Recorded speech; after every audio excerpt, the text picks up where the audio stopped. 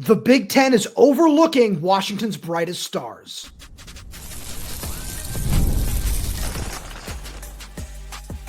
You are Locked On Huskies, your daily podcast on the Washington Huskies, part of the Locked On Podcast Network, your team every day. Welcome back into another edition of the Locked On Huskies podcast. I'm Roman Tomashoff. That's Lars Hanson. He writes with me over at Huskies Wire. Thank you for making this your first watch or first listen of the day, as we are part of the Locked On Podcast Network, your team every day. And today's episode is brought to you by Game Time. Download the Game Time app, create an account, and use code LOCKDOWNCollege for $20 off your first purchase. And just a quick reminder to all you everydayers out there, wherever you get this podcast, YouTube, Spotify, Apple Music, Amazon Music, make sure to click that subscribe button, click that little bell, as well as to notice when we post a new show. Plus, if you're on the audio-only side of things, please make sure to leave us a 5-star review, as all that really does help the show out a lot. Lars, we've got a really fun show coming at all the everydayers today. We're going to talk about 4-star defensive tackle TI Umu-Cais, who has set his commitment date. We'll get into everything that we're hearing regarding that ahead of his decision on Saturday. We're also going to talk about how healthy Washington might be when fall camp opens on July 30th. But one of the things that Washington, as the everydayers are listening to this on Wednesday, Washington is getting ready for Big Ten Media Day. And on Tuesday, the conference released a list of 16 preseason honorees from players around the conference, and none of Washington's biggest stars were on there, which I was really shocked by. Yeah, I'm trying to fathom that one. How do you at least not have Denzel and one of Takario or Jonah? Sure. Or there should at least be one UW represented. But we talked about some of those All-American rankings and things like that. Denzel would be on there. Decker DeGraff might be on there, even as a fourth team honoree, if you want to call it that. Where that's kind of almost the perception of Washington from a conference/national perspective, is people still really don't know. If you think about it, like Washington joined the Big Ten Conference on August 2nd last year. So completely brand new. And then you talk about year one, what that was. Not a ton of people really paid attention that much. And, 6 and 7 is not going to draw a bunch of eyeballs. But that's still kind of criminal to me that at least Denzel and Takario, at the very, very, very least, aren't on there. And I would also throw in Jonah and Decker and maybe one other as well. So I would probably throw in, because again, it is only 16 guys. So I don't know if you're necessarily even getting into Takario, who was a second team all Big 12 honoree last season. I think that if there were one guy, it would have been one of Denzel Boston or Jonah Coleman, who are both preseason All-American honorees. And you go through this list, and it's not like we're saying, oh, hey, it should have been Jonah over this guy or Denzel over that guy. Like, I look at the receivers, there's only one wide receiver on the list, and it's the one wide receiver in the Big Ten who's better than Denzel Boston, and that's Jeremiah Smith. I look at running back, there's only one in Nicholas Singleton, but it's one of those things where just the more I look at this list, the more I say there certainly was an opportunity to get one of these Huskies involved. And it's something where if Washington does take the step forward that you and I believe that they will, it will be in large part because of Denzel Boston, because of Jonah Coleman. And as you said, with Takario Davis as well, I completely agree with you there. It's just crazy that, especially with guys who were preseason All-American honorees, like at the end of the day, I'm sure, there are some everydayers out there saying, these things don't matter until the end of the year. Absolutely. But it's for guys like Jonah Coleman, who's going into his final season, someone like Denzel Boston, who waited his turn for 2 years behind Rome Odunze and didn't get his first opportunity to start until last season. It's more of just these guys have worked so hard, and we've seen what they've been through in, over the course of their college careers to get to this point, and they absolutely deserve that recognition. And again, if Washington takes a step forward, like we talked about on yesterday's show, and they do end up 8-4, 9-3, 10-2, somewhere in that ballpark, it's going to be because Jonah Coleman rushed for 1,000 yards again.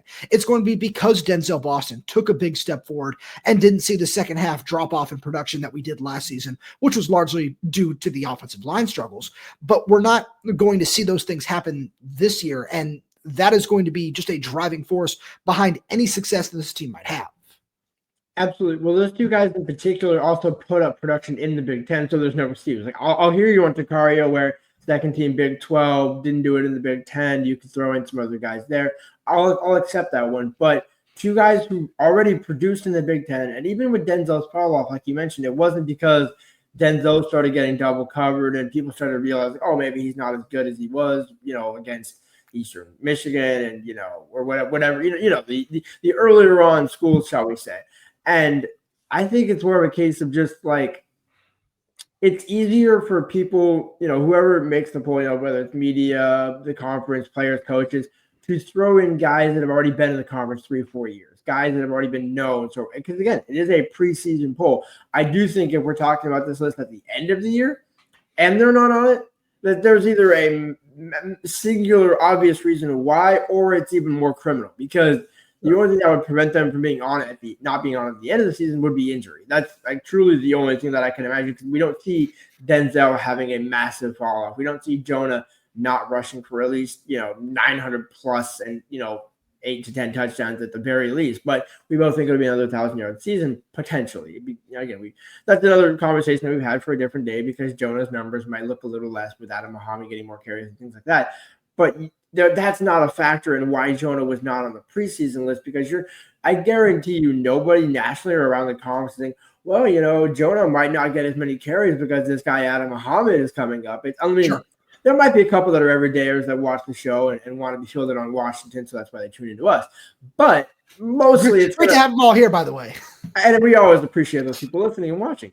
But with that being said, you look at it, it just doesn't make sense to me. But it's another one of those motivating factors, the term you and I both hate to use, chip on your shoulder. All right, Denzel, if you want another, you don't need a chip on your shoulder, but all right, if you want some more motivating factor, Jonah, if you want another motivating factor, you're not on any of the big, Big Ten preseason lists. And I remember talking to Jonah at Big Ten Media last year, and he was like, I want to come back to Indy. Like, this is what I came here to do, was to come and play in the Big Ten championship and things like that.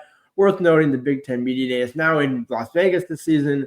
An ode to the old Pac-12, who had it in I swear, a club that I don't think I can truly name on this podcast just because of the connotations that would come from it. But let's just say not exactly, a hotel. Not as highbrow of a setting is what you're getting at here. Yeah.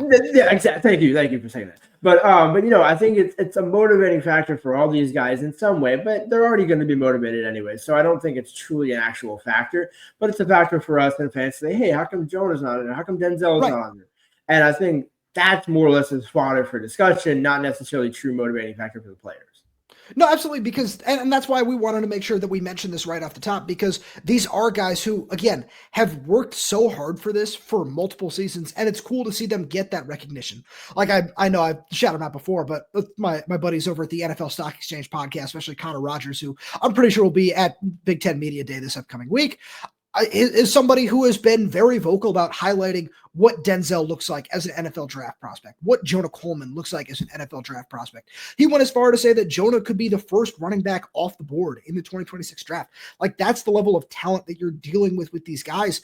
And it's just something where at the end of the day, yeah, it's really cool to see them just have the fruits of the labor rewarded. Is probably the best way to put it, because they've been doing this for so long, and heading into 2025, it's just so cool, especially on our side of things, where we know Jonah pretty well at this point, but still not the same light that we know Denzel. Because remember, even before this podcast started, it was fall camp of 2022, and you and I were sitting out there watching fall camp with Kalen DeBoer's staff and Michael Penix, and the second team offense gets out there, and Denzel is going up and making ridiculous jump ball plays in the middle of the field. And he continued doing that in 2023.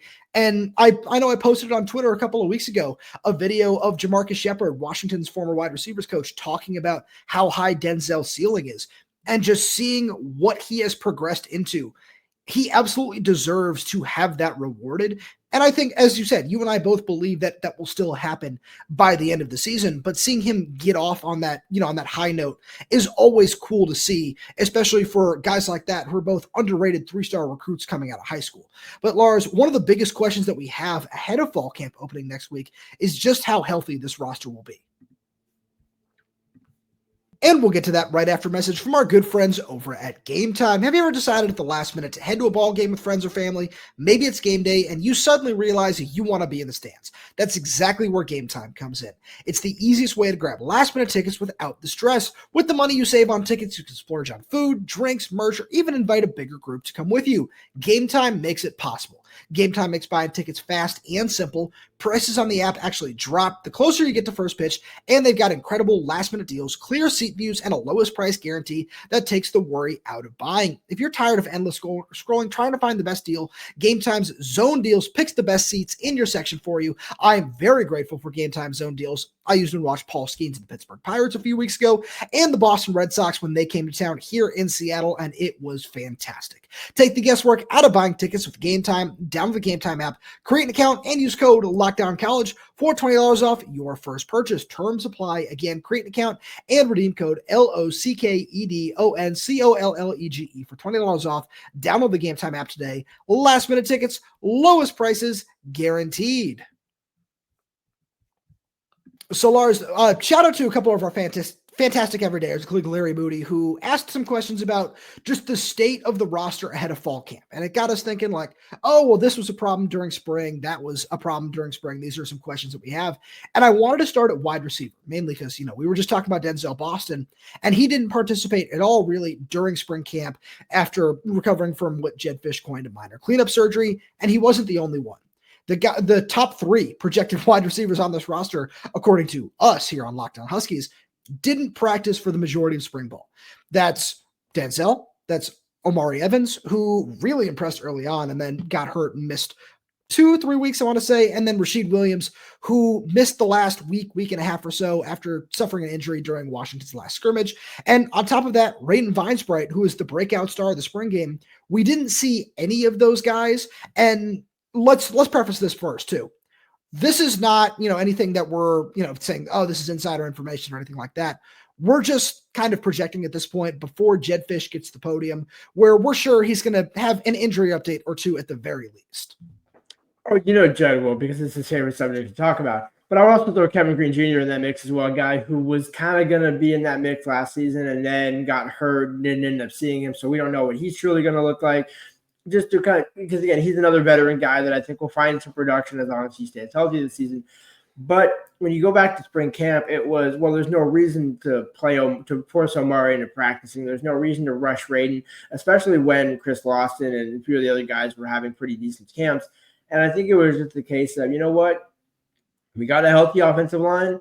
Let's just make it to fall camp. Let's just get there and we'll sort it through then. Because again, there's nothing you truly glean from spring camp if you're a veteran. You're looking more or less for the young guys. That's why, freshmen that enroll early in January, things like that, and March, and are able to participate in spring camp. That's really what spring camp is for. It's for the offensive linemen to get, integrated in Michael Switzer's scheme. Not that it's not important for guys to practice, but I wouldn't have it as a cause for concern. Like when we talked about it back in spring, it wasn't like, hey, if Denzel is healthy. I know somebody caught me. Remember that one podcast we had where I said if Denzel, I'm like, well, again, I'm just saying, caveating the conversation, we both fully believe all these guys will be healthy. And that's the key where when Omari Evans is fully healthy, opposite of Denzel, or you have Rashid there and somebody else is in the slot, this is a much different wide receiver core than what we potentially saw both last season and even in spring camp, where you'll look at it and say, well, obviously in 2025, Chris Lawson, one of, Rashid Williams and Kevin Green are not your starting 5 or starting 3, but they're guys that will be in the mix both this year and down the road. So you want to make sure that they get some reps, especially with Damon. But for me, it's a case of, I'm just curious when all that comes together, how do those reps end up breaking out? Because we both believe they're all going to be healthy when they open fall camp. Yeah, I absolutely agree with you there. And then just to add on a little bit there, you mentioned all those guys. I think Raiden Vines-Bright and Audric Harris certainly deserve to be in this conversation as well, of guys who are probably going to be, rounding out that depth chart in some way, shape, or form. And I think that's important to note because, as you said, it's important for the offensive line and all these different chemistry things to happen during spring practice. And it's why it was kind of unfortunate that we saw Raiden miss multiple weeks. And obviously it worked for the benefit of Chris Lawson, but he's just another guy who we saw him develop that chemistry with Damon Williams when he was on the field. And it's just, all it does is add to the depth that we didn't see from this team as a whole, really. When we just look across the board last season where it's, we saw a lot of talent in the secondary.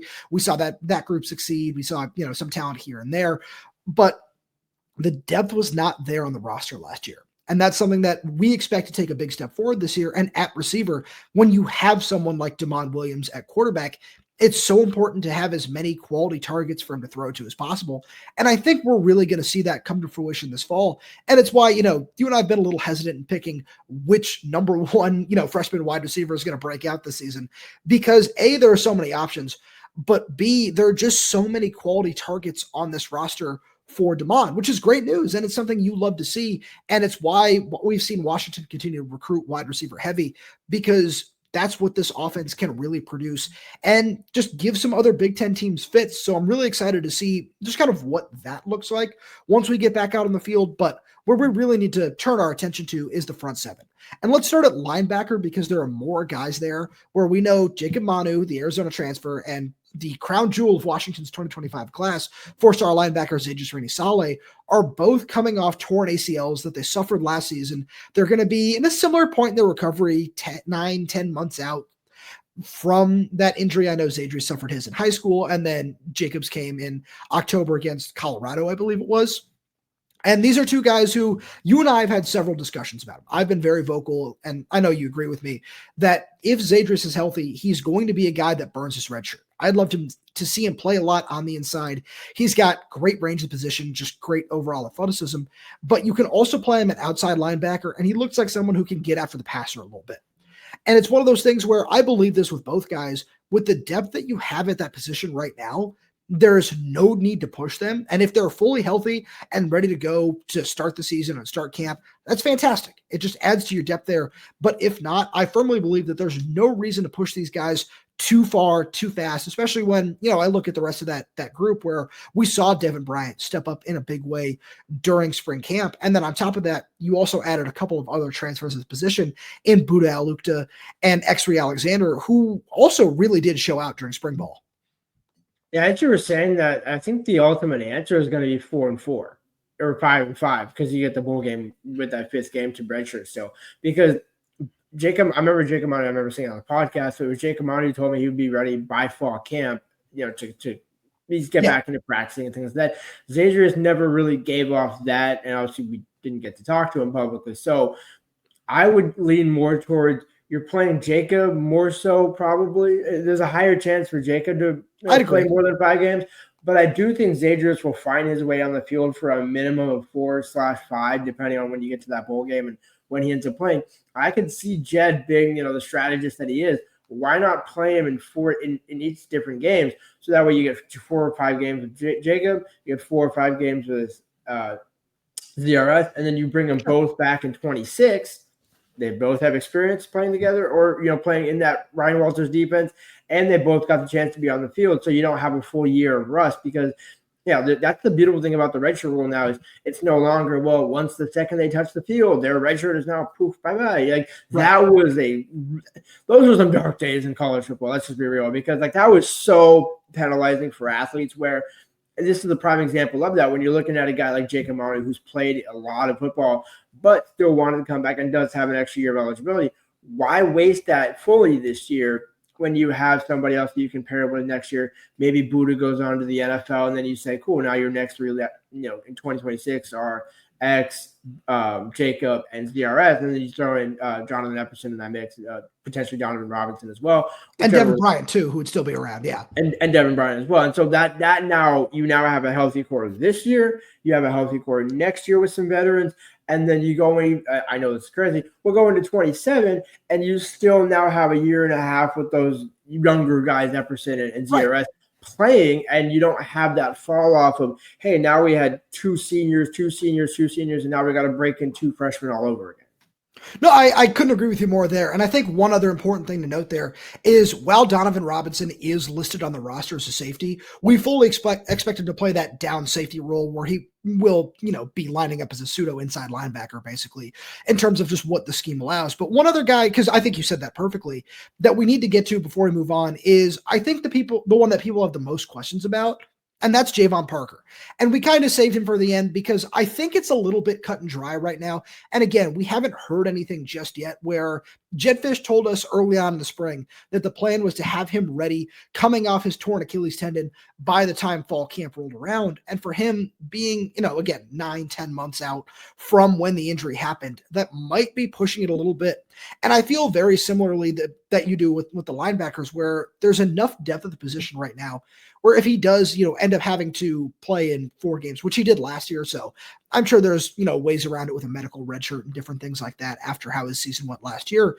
But you don't need to fully push him back into action this year. I believe he's the best defensive tackle that you have on this roster. So if he's ready to go, and he's passing all the tests and you can put him out there, great, that's awesome.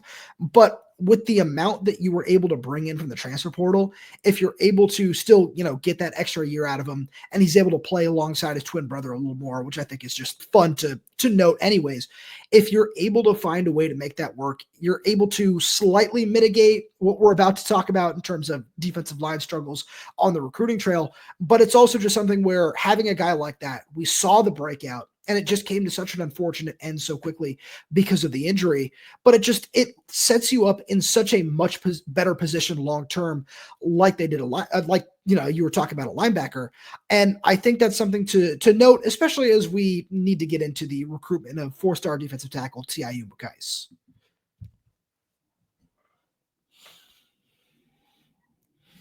So Lars, we've been waiting on it for a while because I think this is going to be a big theme of this, that TI Umu-Cais' camp has been very, very quiet for a good majority of this process, especially following official visits. He has set his commitment date for Saturday, July 26th. And as we sit here right now, I don't think you or I have a very good read on this situation, but it's one of those things where I'm going to hold true to what we've heard for a while now, that it seems like it's a UCLA UW battle. I feel like Oklahoma has also gotten themselves into the mix here, but I still think that it sounds like he wants to be on the West Coast, and one of those two schools is going to be where he's headed.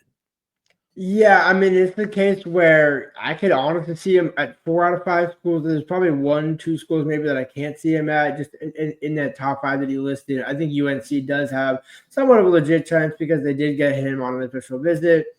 You got the Belichick effect where, let's be real, if she was still at Washington, we're probably beating that drum. So full transparency there. I can at least understand them being in the mix as well.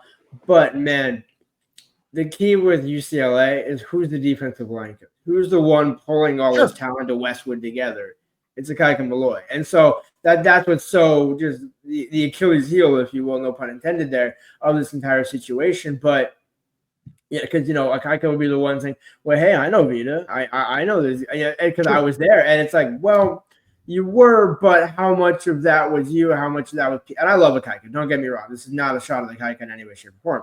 But a lot of that was credited to Pete Kwiatkowski and a little bit of Jeff Cho, more so than it was Akaika. But Akaika certainly did help. And I think when you look at the battles that UW has lost, air quotes for the audio listeners here, lost to UCLA this season on the recruiting trail, this is one where you can't lose. You can afford a couple of losses to some other guys that maybe your evaluations weren't exactly the same as.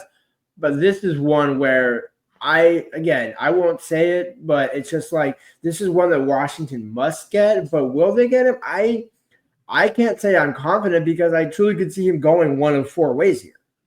So I get what you're saying there. I'm certainly not very confident either, but it does feel like, in my opinion, it's one of 2 ways. And if, Oklahoma or North Carolina or Colorado, the other schools in this top 5, do pull off a shocker, like, hey, that's one thing. But no matter what, it would still be a loss. And that's kind of the thing here is I look at the way this class has gone, and, our everydayers have been very clear on their thoughts, and in the comments, leave one down below, just on whatever you might be thinking about this as well. And it should never be at this point where getting Derek Coleman-Brusa in early May was such a big win. And from that point on, we saw a couple of big swings be taken. Tristan Gibbons, Lynn Barnes, where Tristan Gibbons still, in my opinion, was always much more of a realistic opportunity than it was with Landon Barnes. But we saw those big swings be taken. We saw you bring Samu Moala, a Texas A&M commit, up on a visit, and you were expecting to play edge. Sounds like he might end up playing inside linebacker at Texas A&M. But outside of that, you still whiffed on every other defensive lineman. And that's not even just, the in-state guys, David Schwarzel, Fasiale. It's guys who didn't even make it up to campus, in Kari Wilder, in Dakota Dixon.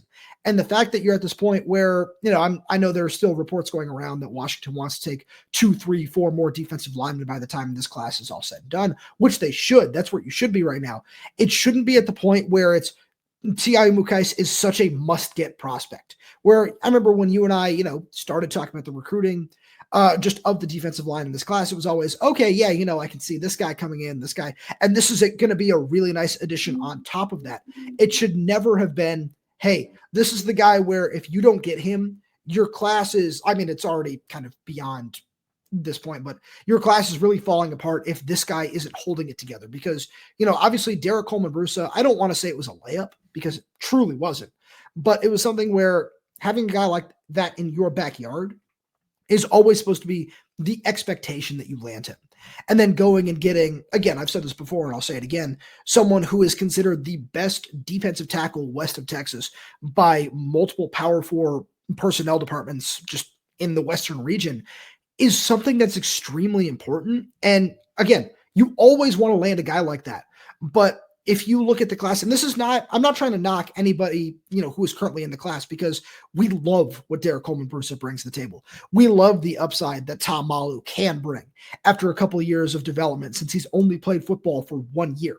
Like, you love what that could be, but it was supposed to be, hey, we're adding this on to a class that already includes a David Schwartzel or a Fasiali, or, in the case that you and I believed, and plus a Dakota Dixon or just somebody else on top of that as well. But now we're at a point where if TI Umu-Cais doesn't end up at Washington, things are going to be looking even more bleak than they already are on the defensive line.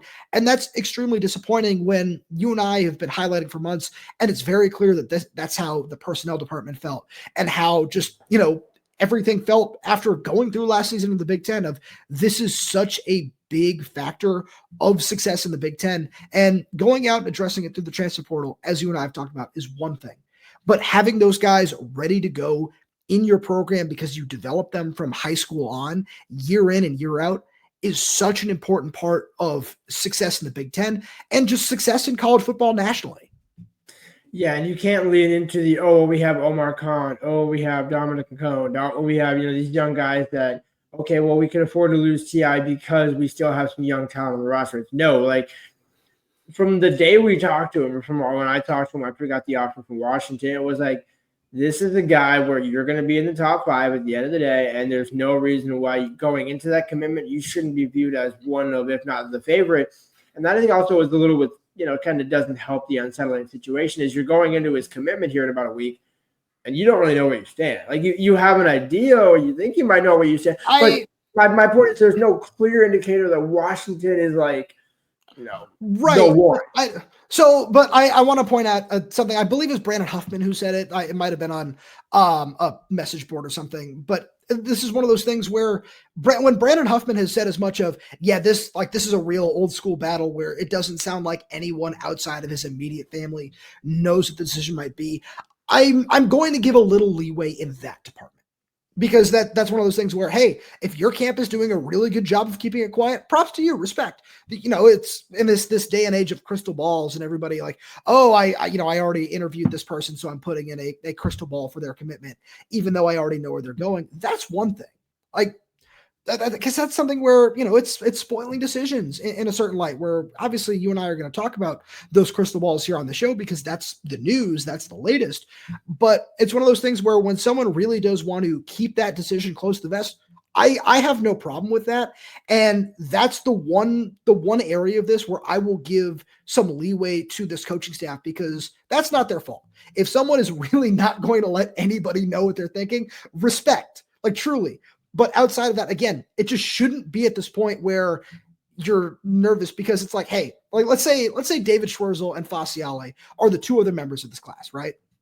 You're looking at this decision where, this would be a really nice addition to what you already have. Not, oh man, if he doesn't pick UW, like this is really gonna look like a disaster, especially when you log on to social media. Yeah, and it's the case of where do you turn to next? Like, I know we had this discussion I think last week where it's, okay, if TI doesn't commit to Washington, who's your next target? And don't mention the transfer portal, because like that, and that's the problem, is there is no, like, there truly is nobody. I mean, maybe, you circle the wagon on Dakota Dixon or whatever, but even then you're leading into flips, which we both have our viewpoints on and things like that. And again, Kari Wilder could theoretically still come up for his official visit to Washington because he never took it. So sure, there are those open avenues, but again, if you're reaching for the stars with TI Umu-Cais and you missed, are you now reaching for Pluto when we're talking about flips here? Because at some point, if you're already swing and miss on the guy that you thought you might have a pretty good chance at, how do you view potentially getting somebody else who you couldn't even get on campus in the first place? Like that to me is what's so alarming. And again, how did we get here? That's a different discussion for a different day. But man, like it's not exactly the greatest. Now here's the thing: if he somehow happens to be keeping it close to the best, and it's Washington and it's Washington by a landslide, great, props. Great. But here's the problem: it's a nice one, but it still doesn't truly solve the problems that still we've been talking about for the last 8 to 10 minutes here, and plenty of shows before that. But it certainly would help cool over a lot of things. I think it's a start.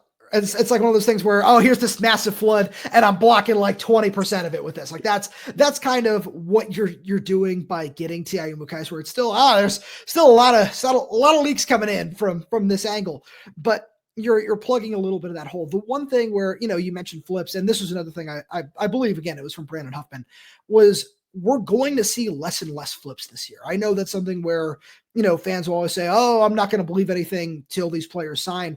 And it's something that I know I've heard, I'm sure you have as well, where a lot of players have already signed their NIL contracts and different things at the time of commitment. And it's not just a Washington thing. That's something that's going on around the country. So a lot of these commitments are going to end up being pretty solid, and we might not see the same, flip bonanza around signing day that we have in recent years. So that's something to keep in mind here as well, too, when you talk about it. And it's why, we've been somewhat vocal about saying, hey, this isn't something you should ever expect to happen, especially as this modern era of college football continues to take shape. But it's, as you said, like there's still a lot of work to do. And again, the transfer portal does provide you short-term, for the most part, opportunities to find a way to plug holes, especially when it comes to the defensive line. But it's not going to be easy, and it's not going to be cheap.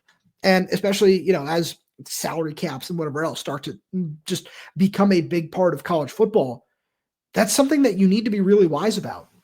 And we're going to see more of that moving forward, but I can't be completely sold on that just yet, because we saw 1 year of it and we still haven't seen what that looks like on the field just yet.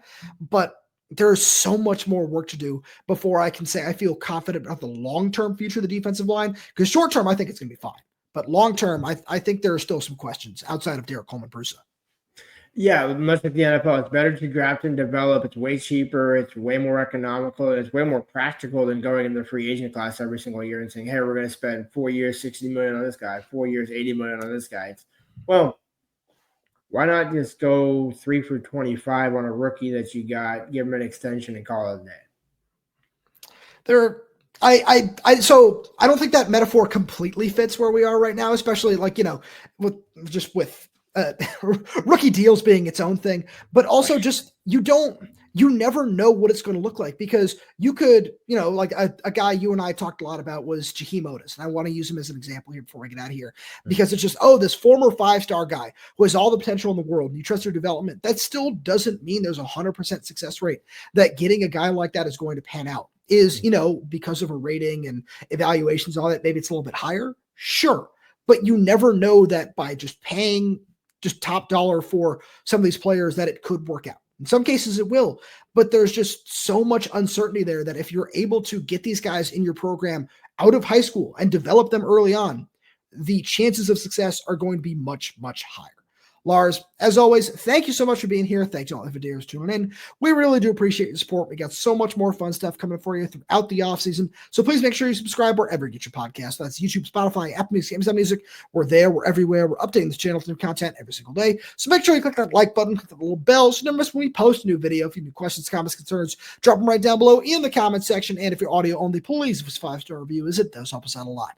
Thank you so much for tuning in, and we'll talk to you on Thursday.